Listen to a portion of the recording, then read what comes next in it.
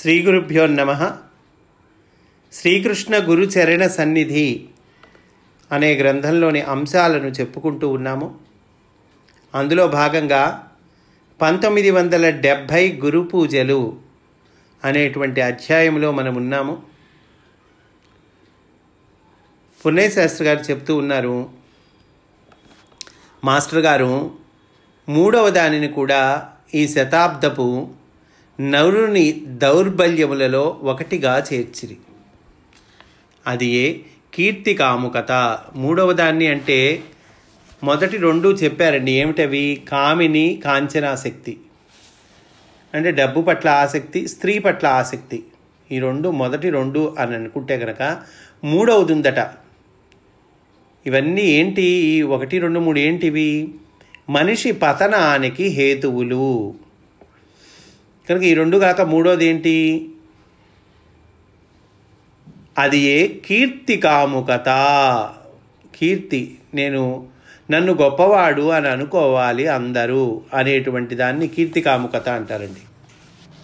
ప్రసిద్ధి కొరకై ఉబలాటము, నలుగురిలో గుర్తింపు పొందవలననియు మిగిలిన వానిని మించవలననియు ఆకాంక్ష. దీనినే ధృతరాష్ట్ర బుద్ధి అని మాస్టారు పేర్కొనిరి. ఈ కీర్తి కాముకత, ప్రసిద్ధి కొరకు ఉబలాట పట్టము, వీటిని నటండి ధృతరాష్ట్ర బుద్ధి అని చెప్పారట మాస్టారు. 10 మంది మెప్పుకై ఆరాటపడువాని మౌఢ్యమును శ్రీవారు జారిపడిరి. తాను దానము చేయుచున్నట్లో, సేవ చేయుచున్నట్లో ఫోటోలు తీయించుకొనుటను వారు నిరసించిరి. పేపర్లో తమ పేరు పడుటకై తహతహలాడుట ఒక వ్యాధి అని శ్రీవారు పేర్కొనిరి. పేపర్లో పేరు పడలేదంటే అను శీర్షికన శ్రీవారు ఒకప్పుడు హాస్యగేయము రచించిరని నాకు గుర్తు. చూడండి, హాస్యగేయము రచించారు మాస్టారు అని నాకు గుర్తు అంటున్నారు పున్నయ్య శాస్త్రి గారు. ఆ హాస్యగేయం పేరు చూడండి సరదాగా. పేపర్లో పేరు పడలేదంటే అదటండి ఆ హాస్యగేయం పేరు. గురువు అని అనిపించుకొనుటకోయి పడు తాపము మిగిలిన దౌర్బల్యములన్నింటికంటేనూ బలమైనది. గురువు అని అనిపించుకుందాం అనేటువంటి దానికోసం పడే తాపం ఉంటుందే, అదటండి మిగిలిన బలహీనతలు, మిగిలిన దౌర్బల్యములన్నింటిలో కల్లా బలమైందట. అంటే బలహీనాలన్నింటిలోకి బలమైనదండి. శీఘ్ర పతనహేతు అయినదనియు ఎంతో వినయశీలిగా కనపడు వానిలో కూడా ఈ దౌర్బల్యము గుప్తముగా దాగి ఉండుటకు అవకాశము కలదనియు శ్రీవారు విప్పి చెప్పిరి. బొత్తుగా నాకు అహంకారము లేదండి అని ప్రకటించుటలో ఇది ఉన్నట్లే కదా. ఈ దౌర్బల్యము యొక్క ప్రభావమును గూర్చి సాధకులను హెచ్చరించుచు Jwalakula Maharshi glamour the present world problem అంటే మెప్పుకై ఆరాటము, ప్రస్తుత ప్రపంచ సమస్య అను గ్రంథమును రచించిరని నాకు తర్వాత తెలిసినది. జ్వాలాకుల మహర్షి రాశారటండి ఈ గ్రంథాన్ని. ఏమిటా గ్రంథము? ప్రస్తుత ప్రపంచ సమస్య అను గ్రంథాన్ని రాశారట. ఏంటి? మెప్పుకై ఆరాటము, ప్రస్తుత ప్రపంచ సమస్య. ఇది తెలుగులో చెప్పుకుంటే కనుక మనం అలాంటి గ్రంథాన్ని రాశారటండి జ్వాలాకుల మహర్షి. ఈ దౌర్బల్యము కామిని కాంచనాసక్తి కన్నను ప్రస్తుత కాలమున బలమైనది. చెడ్డ గుణములలోకెల్లా బలమైనది. పోగొట్టుకొనుటలో కష్టమైనది ఏది? తాను మంచివాడననియు, ఏమాత్రము తనలో చెడు లేదనియు, ఇతరులలోని చెడును తొలగించి వారిని ఉద్ధరించేది వాడననియు భావించుటయే. పోగొట్టుకొనుటలో కష్టమైనదటండి ఇది. పోగొట్టుకోవాలంటే చాలా కష్టంట దీన్ని. ఏంటదండి? నేను మంచివాణ్ణి, నాలో ఏమాత్రం చెడు లేదు, ఇతరులలో చెడు తొలగించి వాళ్ళని ఉద్ధరించేటువంటి వాడిని అని భావించటంటే ఇది చెడ్డ గుణముల్లోకెల్లా బలమైందట, పోగొట్టుకొనుటలో కష్టమైందటండి. దీనినే వృత్రాసురుడుగా భాగవతమును రూపింపబడినది. ఇతరులు అజ్ఞానులు, తాను జ్ఞాని అనుభావమే పెద్ద అజ్ఞానము. పెద్ద అజ్ఞానం ఏంటంటే ఇతరులందరూ అజ్ఞానులు, నేను జ్ఞానిని అని అనుకోవటం ఏదైతే ఉన్నదో అది అన్నిటికన్నా పెద్ద అజ్ఞానము. మాస్టర్ గారు గురుపూజా వేదికపై నుండి ఒకసారి ఇట్లు ఉద్ఘాటించిరి: వేదిక పైన కూర్చుండి ప్రసంగించుచున్న నేను జ్ఞానిననియు, వేదిక క్రింద కూర్చుండి వినుచున్న వారెల్లరూ అజ్ఞానులనియు, వారిని జ్ఞానబోధతో ఉద్ధరించుచున్నాననియు భావించుట పెద్ద అజ్ఞానము. అంటే నేను వేదిక మీద ఉన్నాను, మిగతా వాళ్ళందరూ కింద ఉన్నారు, కింద వాళ్ళు చాలా అజ్ఞానులు, నేనేమో పెద్ద జ్ఞానిని, కనుక వాళ్ళని ఉద్ధరించాలి, వాళ్ళని ఉద్ధరిస్తున్నాను నేను అని భావించడం ఏదైతే ఉందో అది పెద్ద అజ్ఞానం అటండి. క్రిందనున్న శ్రోతలు అజ్ఞానులు కారు. వేదికపై నుండి ఉపన్యసించుచున్న నన్ను పరీక్షించి ఉద్ధరించుటకై మాస్టర్ సివివి గారే ఈ శ్రోతలుగా రూపములు ధరించి వచ్చి ఉన్నారు. నా ప్రవచన రూపమైన అర్చనమును స్వీకరించి నన్ను ఆశీర్వదించుటకై వచ్చి ఉన్నారు. అట్లా భావం చేయాలటండి. చెప్పేవాడు ఎప్పుడైనా అట్లా భావం చేయాలట. ఈ పలుకులు మాస్టర్ గారి వినయమునకు నిలువెత్తు దర్పణములు, వారి సుదర్శనమునకు అనగా సర్వాంతర్యామి దర్శనమునకు ప్రబల నిదర్శనములు. వారు జ్ఞాన శిరోమణి అని వ్యక్తమగుచునే ఉన్నది కదా. షిరిడీ సాయిబాబా తన వద్దకే తెంచిన వారిని తన గురువుగారి మూర్తులుగా సంభావించిరి. భగవాన్ రమణ మహర్షి గారు అట్టివారి యందు ఆత్మనే దర్శించిరి. మాస్టర్ సివివి గారు తలచుకొన్నచో మైకు కూడా మాట్లాడగలదనియు, తాను వారికి మైకుననియు శ్రీవారు ఘోషించిరి. మాస్టర్ చెప్పారటండి, మాస్టర్ సివివి గారు తలుచుకుంటే మైకు కూడా మాట్లాడుతుంది. నేను మాస్టర్ సివివి గారి మైకును అని చెప్పారట మాస్టర్. మాస్టర్ గారు దబాయించినట్లుగా అనిపించు మాటలు కూడా మనపై వారికి గల వాత్సల్యపు తొనకలు, మేలుకొలుపులే కానీ దాష్టీకపు మ్రోతలు కావు. మాస్టారు పున్నయ్యశాస్త్రి గారిని వాళ్ళని గట్టిగా అరిచేవాళ్ళండి. ఒక సందర్భంలో దబాయించేవాళ్ళు. అట్లా దబాయించినట్లుగా అనిపించు మాటలు కూడా మనపై వారికి కలిగిన వాత్సల్యపు తొనకలు అంటున్నారు. మనల్ని మేలుకొలపటానికి చేసేటువంటి మాటలు అని అంటున్నారు. అంతేగాని దాష్టీకపు మ్రోతలు కావు అంటున్నారండి. వేరొకసారి గురుపూజా వేదిక పైన గురుదేవులు సవినయముగా ఇట్లనిరి: మీ స్థానము నా పాదముల వద్ద కాదు, నా హృదయమందు. ఇచ్చట క్రింద కూర్చుండిన వారెల్లరూ అనుమతించినచో మీ ఎల్లరి పాదములను భగవంతుని పాదములుగా భావించి శిరస్సుతో తాకి మ్రొక్కవలెనని నాకు కోరిక కలదు. ఇట్లు వినయముతో వారు వర్తించుట అనగా మనకు వినయమును నేర్పుటయే కదా. భగవంతుని వైపు మరలిన మనసు యువతలి వారికి రాలేదని చెప్పుచు శ్రీకృష్ణ కర్ణామృతమందలి ఒక శ్లోకమును ఉదాహరించిరి. అంటే భగవంతుడి వైపు తిరిగినటువంటి మనసు అటండి ఇంకా యువతలికి రాలేదటండి. దీనికి శ్రీకృష్ణ కర్ణామృతమందు ఒక శ్లోకం ఉంది, దాన్ని మాస్టర్ ఉదాహరించారట. మాయాతపాందాహ పధిభీమరధ్య అని అంటూ చివరిలో ధూర్త సమాకర్షతి చిత్తవిత్తం అని వస్తుందండి ఆ శ్లోకంలో. దీని భావం ఏంటి? ఈ శ్లోక భావము: ఓ బాటసారులారా, యమునా నదీ తీర ప్రదేశమునకు వెళ్ళకండి. అక్కడికి యమునా నదీ తీర ప్రదేశానికి వెళ్ళకుడు. అచట కానుగు చెట్టు వంటి నల్లని ఛాయగలవాడు దిగంబరుడైన ఒక బాలుడు తన నడుముపై 2 చేతులుంచుకొని అటు వచ్చి వారి చిత్తములు అను విత్తమును దొంగయై ఆకర్షించుచుండును. అందువల్ల అటువైపు వెళ్ళవాకండి. ఆయన ఆకర్షిస్తూ ఉంటాడు. అటువైపు వచ్చిన వాళ్ళ చిత్తాలను దొంగ అయి ఆకర్షిస్తూ ఉంటారు. అందువల్ల ఓ బాటసారులారా, యమునా నది తీర ప్రదేశమునకు వెళ్ళకుడు అనేది ఇందులో భావం అండి. శ్రీకృష్ణ కర్ణామృతంలోని శ్లోకం ఇది. ఈ శ్లోక భావాన్ని ఇక్కడ మనకి చెప్తూ ఉన్నారు పున్నయ్య శాస్త్రి గారు. ధనము విషయంలో మాస్టర్ గారి ప్రవర్తన మెట్టితో సర్వజన విదితము. గురు పూజల్లో కానీ ఇతర సందర్భములలో కానీ భక్తులు తమంతట తాముగా వసగిన దక్షిణను కూడా సామాన్యముగా వారు తాను చేతుల మీదుగా తీసుకొనేవారు కాదు. ఆ పనికై ఒకరిని నియమించడివారు, లేదా మాస్టర్ సివివి గారి పాదపద్మముల కడ ఉంచమనిడివారు.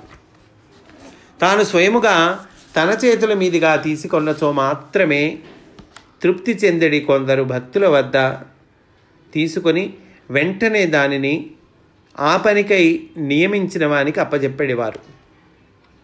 ఉత్సవ నిర్వహణకు గాను ఎవరిని యాచింపవద్దని కార్యకర్తలను ఆదేశించేవారు.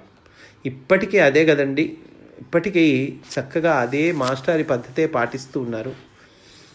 మాస్టర్ చెప్పారటండి, ఉత్సవాలు, గురు పూజోత్సవాలు అట్లాంటివి ఉత్సవ నిర్వహణకు గాను ఎవరిని యాచింపవద్దు అని చెప్పారటండి.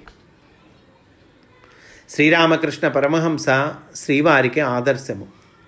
మాస్టర్ సివివి గారు సకల జీవ హృదయాంతర్వర్తి కావున వారి నుండి లోన ప్రేరణ కలిగిన వారు తాముగానే ఇచ్చెదరని శ్రీవారి విశ్వాసము. మాస్టర్ సివివి గారు ప్రేరణ కలిగిస్తారు, అప్పుడు ఇచ్చేవాళ్ళు తమంతట తాముగానే ఇస్తారు, ఎవరిని యాచింపవద్దు అని చెప్పేవాళ్ళటండి మాస్టర్. ఉత్సవములను తాను సంకల్పించలేదనియు మాస్టర్ సివివి గారే సంకల్పించిరనియు, కావున వాని నిర్వహణ బాధ్యత వారే నిర్వర్తింతురనియు, తాము వారి పరికరములు అనియు ఎల్లరకు చెప్పేడివారు. ఈ పూట ఎట్లు గడుచునని దిగులు వారికి లేదు. భోజనము చేయున్నది సాధకుల రూపములోని మాస్టర్ సివివి గారే, కావున దానిని ఏర్పాటు చేసుకొనున్నది కూడా వారే. మధ్యలో మనకు చింతయేలా అని వారి దృఢ విశ్వాసము. ఒకరోజు మధ్యాహ్నము పూట కొందరు సాధకులు వడ్డన చేయుచు స్వీట్లను ఒకమారే వడ్డింపదొడగిరి. భోజనము చేయుచున్న వారిలో కొందరు రెండవ మారు అడుగగా వడ్డింప నిరాకరించిరి. కారణము, ఆ రాత్రిపూట భోజనమునకు కొన్నిటిని నిలువయుంచవలయుననియు తపనయే. రాత్రిపూట భోజనాన్ని కొన్ని దాచిపెట్టాలి అనే తపనతోటండి ఆ మధ్యాహ్నం భోజనం అప్పుడు కొందరు సీట్లు రెండో మాట అడిగితే వడ్డించడానికి నిరాకరించారట. మాస్టర్ గారు ఆ వడ్డనదారులను పిలిపించి ఇట్లనిది: మధ్యాహ్నము పూటకు స్వీట్లను తెప్పింపగలిగిన మాస్టర్ సివివి గారికి రాత్రిపూటకు తాను సంకల్పించినచో తెప్పింపగల సామర్థ్యం ఉండదా? అయినను మారడిగిన వారు మాస్టారు గారే కదా, వారికి కాదనుట వారి సొమ్ము వారికి నిరాకరించుట అగును. మనము దేనికిని యజమానులము కాము, మాస్టర్ సివివి గారి చేతి పరికరములమే. యజమానియు కార్యకర్తలను భోక్తలను భోజన పదార్థములను అంతయు వారే. ఆహా, ఏమి గురుభక్తి విశ్వాసములు! ధనాదులయందు నిరపేక్ష వైరాగ్యము, దాచిపెట్టుకొందమను బుద్ధి ఏ విషయమునందును వారికి ఏ క్షణము కూడా లేదు. మాస్టర్కి ఏ క్షణం కూడా లేదుటండి. ఏంటది? డబ్బులయందు ఆపేక్ష కానీ, ధనాదులయందు నిరపేక్ష వైరాగ్యము, దాచిపెట్టుకుందామనేటువంటి బుద్ధి మాస్టర్కి ఎప్పుడు లేదుటండి. విజ్ఞానమును కూడా గుండె నిండుగా బయటకు పంచిపెట్టిన వితరణశీలి శ్రీవారు అని అంటూ ఉన్నారండి. పున్నయ్య శాస్త్రి గారు చెబుతూ ఉన్నారు, మాస్టర్ గారు గురు పూజా ప్రసంగములలో ఆకలి, రుచి, వీరి వైవిధ్యమును విడమరచి సెలవిచ్చిరి. ఆకలికై రుచిని ఉపయోగించుకొనవలనే కానీ ఆకలి వేయకున్నను రుచికై భుజింపరాదు. ఇట్లు భుజించివాడు రోగి అగును.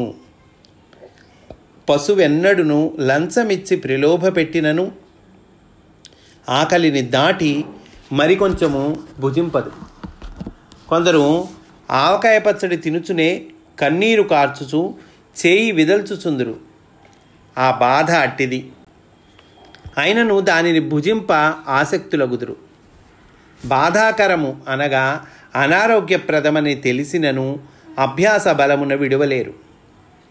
మొదటిసారిగా కాఫీ ఎవరికైనా ఇచ్చినచో అతడు కొంచెము రుచి చూచి ఉమ్మివేయును. కానీ 4-5 రోజులు కొనసాగించినచో అతడే కాఫీ తెమ్మని అడుగును. ఒక్కపడిలో ఏమి రుచి ఉన్నదని భుజించుచున్నారు? అభ్యాస బలము అట్టిది. ఆహార నిద్ర భయమైథునములు పశువులకు నరులకు సమానములు. మరి నరులకు అధికముగా ప్రకృతి వసంగినది బుద్ధి. దీనిని సద్వినియోగపరుచుకున్నచో జన్మ సార్థకమగును. లేకున్నచో నరుడు పశువు కన్నా నీచుడగును. ఋతువు కాని సమయమున పశువులకు కామేచ్ఛ కలుగదు. కానీ తెలివిగల నరునకు ఈ విషయమున విచక్షణ లేదు. కావుననే నరజన్మ ఉత్తమమైనదని చెప్పరాదు. శంకరాచార్యుల వారు జంతూనాం నరజన్మ దుర్లభం అని మాత్రమే చెప్పిరి, ఉత్తమమని చెప్పలేదు. ఇది ఒక అవకాశము భగవంతుని చేరుటకు. దానికై సద్వినియోగము గావించుకొన్నచో నరజన్మ పశుజన్మ కన్నా హేయమగును. నరులు కొందరు కూడిన జన్మ ఉత్తమమని తీర్మానించుకున్నట్లే గాడిదలో కుక్కలో కొన్ని కూడి తమ గాడిద జన్మయో కుక్క జన్మయో ఉత్తమ జన్మమని తీర్మానించుకొనవచ్చును కదా. కాగితపు నోట్లను సంపదగా భ్రమించు నరుడు ఏమంత వివేకవంతుడు? కొన్నాళ్లలో 100 రూపాయల నోట్లు చట్టరీత్యా రద్దు చేయబడినచో అవి చలిమంట కాచుకొనుటకు కూడా పనికిరావు. రేపును గూర్చి 4 కాళ్ల జంతువులకు లేని ఆరాటము 2 కాళ్ళుండియు నరులకేలా? అంటే జంతువులకి రేపటి గురించి ఆరాటం లేదు కదా, మరి మానవులకు మటుకెందుకు అంటున్నారండి. డబ్బు కోసము, పేరు కోసము సాహిత్య అకాడమీ వంటి నానా దుష్ట సమాసములకు చెందిన వారి కాళ్లను బూట్లతో సహా కొందరు పండితులు రచయితలు పట్టుట చాలా హేయము. అంటే పేరు కోసమో డబ్బు కోసమో కొందరు పండితులు సాహిత్య అకాడమీ వంటి వాళ్ళ కాళ్ళను పడుతూ ఉన్నారు, వాళ్ళ కాళ్ళు పట్టుకుంటున్నారు, బోట్లతో సహా పట్టుకుంటున్నారు. ఇది చాలా హేయము అన్నట్టండి మాస్టర్. తమ పుస్తకములో అచ్చు వేయించుకొనుటకై ఇట్లు ఆశ్రయించుట విడ్డూరము. ఇట్లు మాస్టర్ గారి దివ్య ప్రవచనము సాగినది. మాస్టర్ గారు తన జీవితము మొత్తములో నాకెవరున్నారని వెనుకకు చూడలేదు, ఎవ్వరిని ఆశ్రయింపలేదు, గౌరవమును వాంఛింపలేదు. తోటి వారెవరైనను తనను గౌరవించుట జరిగిన సందర్భములలో తనయందు అవతలి వారును దర్శించిన సద్గుణములు సర్వాంతర్యామి అయిన దేవునివే కాన ఆ గౌరవము దేవునికే చెందునని చెప్పిరి.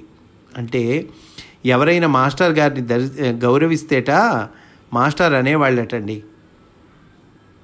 నా యందు అవతలి వారు దర్శించిన సద్గుణములు అదిగో ఆ భగవంతుడివయ్యా, సర్వాంతర్యామి అయిన దేవునివి అని చెప్పేవాళ్ళట.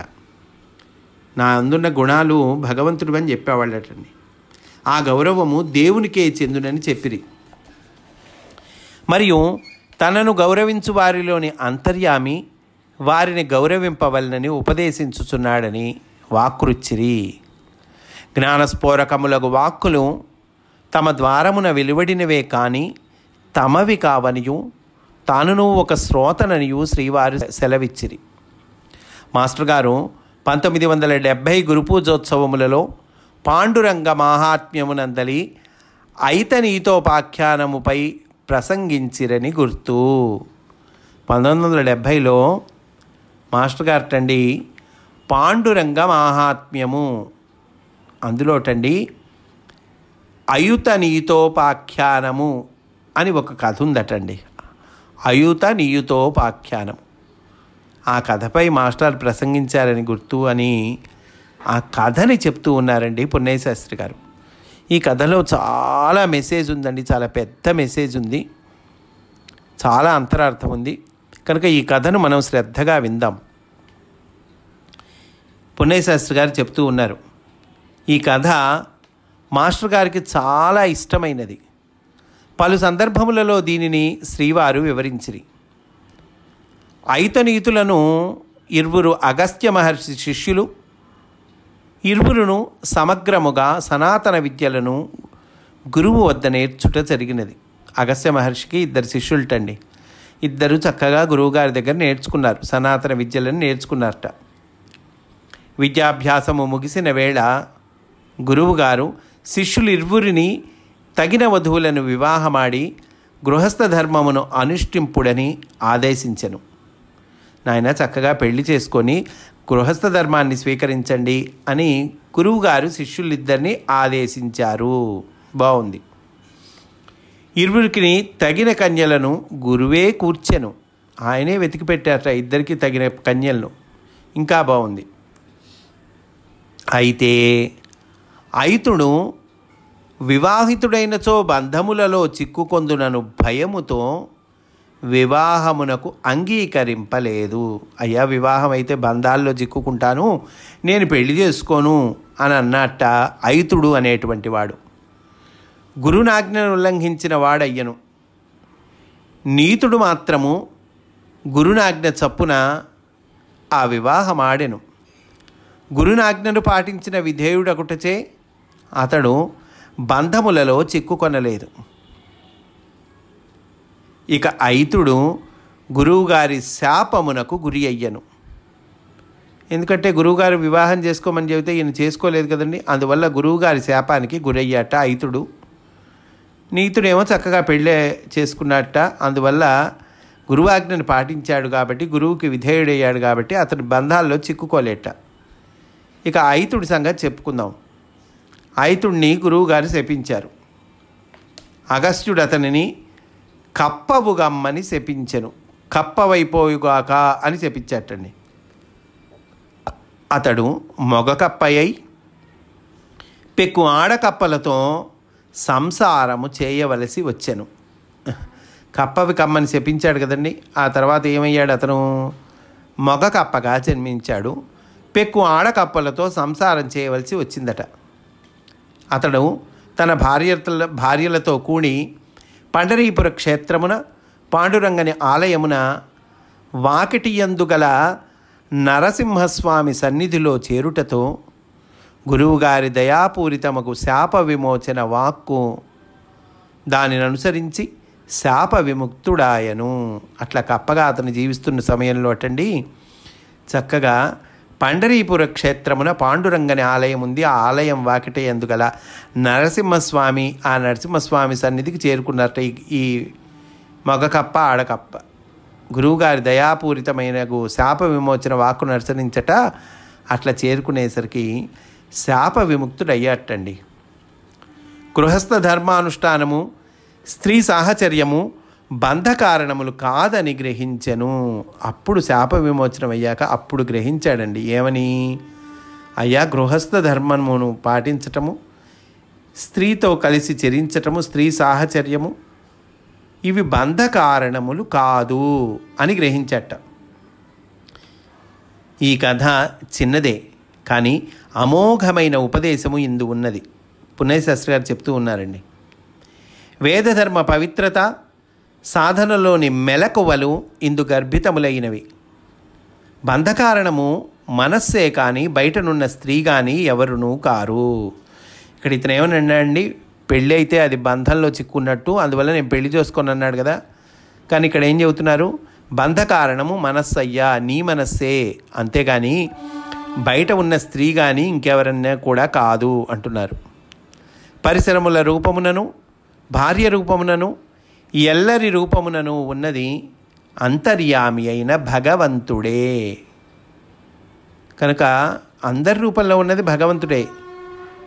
ఈ సత్యమును అనుభూతినందుటకు గాను వివాహము తప్పనిసరిగా విధింపబడెను. ఈ సత్యాన్ని అనుభూతి చెందాలి. ఎప్పుడు అనుభూతి చెందుతాం? వివాహం అయ్యి పిల్లలు పుట్టి మళ్ళీ సంసారము, ఆ సంసారంలో అనేక అవసరాలు, కష్టాలు, ఇవన్నీ అనుభవంలోకి వచ్చి చక్కగా మాస్టర్ చెప్పినటువంటి మార్గంలో మనం నడుస్తుంటే అప్పుడు ఏమవుతుంది? ఈ సత్యము అనుభూతిలోకి వస్తుంది. ఈ సత్యము అనుభూతిలోకి రావటం కోసము వివాహము తప్పనిసరిగా విధింపబడెను అంటున్నారు. ఒక స్త్రీని వివాహం ఆడినచో సంసార బంధములో చిక్కుకొందునేమో అని భయపడినందుకు గాను ఐతుడు కప్పయ్యి ఎన్నియో కప్పలతో సంసారము గడపవలసి వచ్చినది. కనుక భయముతో కర్తవ్య పాలనమును తప్పించుకొన్నవారు తర్వాతి కాలమున దానిని తప్పనిసరిగా బహుళముగా నెరవేర్చవలసి వచ్చి తీరును. ఈయనేంటి? కర్తవ్య పాలన చేయడానికి భయపడ్డాడు. భయపడి వివాహానికి దూరంగా ఉన్నాడు. అయితే తర్వాత ఏమైంది? మరి వివాహానికి దూరంగా ఉన్నాడు కదండి. కానీ తర్వాతి కాలంలో ఏదైతే పనికి భయపడ్డాడో ఆ పనిని తప్పనిసరిగా చేయాల్సి వచ్చింది, బహుళముగా చేయాల్సి వచ్చింది, అంటే ఎక్కువగా చేయాల్సి వచ్చింది. కనుక ఏమంటున్నారు? భయముతో కర్తవ్య పాలనమును తప్పించుకున్నవారు తర్వాతి కాలమున దానిని తప్పనిసరిగా బహుళముగా నెరవేర్చవలసి వచ్చి తీరును. పంచరుణములు తీరుటకు గాను గృహస్థాశ్రమమే శరణ్యము. 5 రకాల రుణాలు తీర్చాలంటే మనకున్నాయి కదండి. దైవ రుణము, ఋషి రుణము, పితృరుణము, మనుష్య రుణము, ఇట్లా 5 రుణాలు చెప్పారు, 5 అప్పులు చెప్పారు కదండి. ఈ 5 అప్పులు తీరుటకు గాను గృహస్థాశ్రమమే శరణ్యము. గృహస్థగా ఉన్నప్పుడు ఈ 5 రుణాలు కూడా తీర్చుకోవచ్చు. ఈ రుణములు తీరిన కానీ సకల బంధ విమోచనము సిద్ధింపదు. పైగా గురువు ఆజ్ఞను ఉల్లంఘించినచో పతనము తప్పదు. ఇన్నున్నాయండి. ఈ ఒక్క కథలో ఎన్నున్నాయో చూడండి. గురువు ఆజ్ఞను ఉల్లంఘిస్తే పతనము తప్పదు అనేటువంటి సందేశం ఉంది.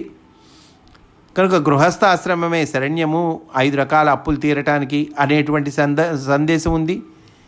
ఈ రుణములు తీరితే కానీ సకల బంధ విమోచనము సిద్ధింపదు అనేటువంటి సందేశం ఉంది. భయంతో కర్తవ్య పాలన నుంచి తప్పించుకోకూడదు అనేటువంటి సందేశం ఉంది.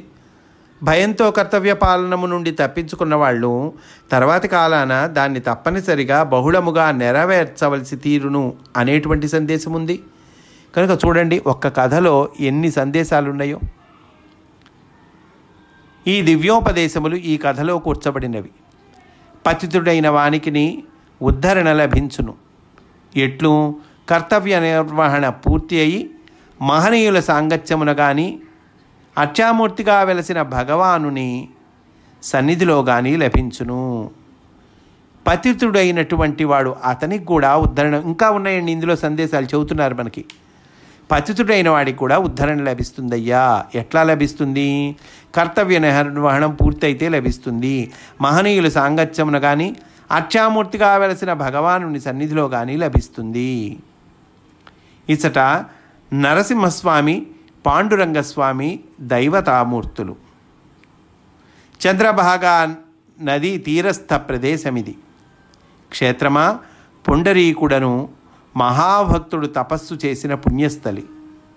ఇట్లు క్షేత్రము, తీర్థము, దైవతము ముగ్గురు కలిసిన సందర్భమున శ్రాప విముక్తి ప్రసాదింపబడినది. తర్వాత చివరి వాక్యం చెప్తున్నారు పున్నయ్యశాస్త్రి గారు. శ్రీవారు ఈ కథను వ్యాఖ్యానించి ఉపదేశించిన తీరు నాకు అందిన మేర అందింపబడినది అంటున్నారండి. కనుక 1970 గురు పూజలు అనేటువంటి అంశములో ఉన్నాము. ఈరోజు ఇక్కడితో పూర్తి చేసుకుందాము. రేపు కూడా ఇదే అంశములోని విశేషాలను చెప్పుకుందాము అని సవినయంగా మనవి చేసుకుంటూ స్వస్తి. వాసుదేవ.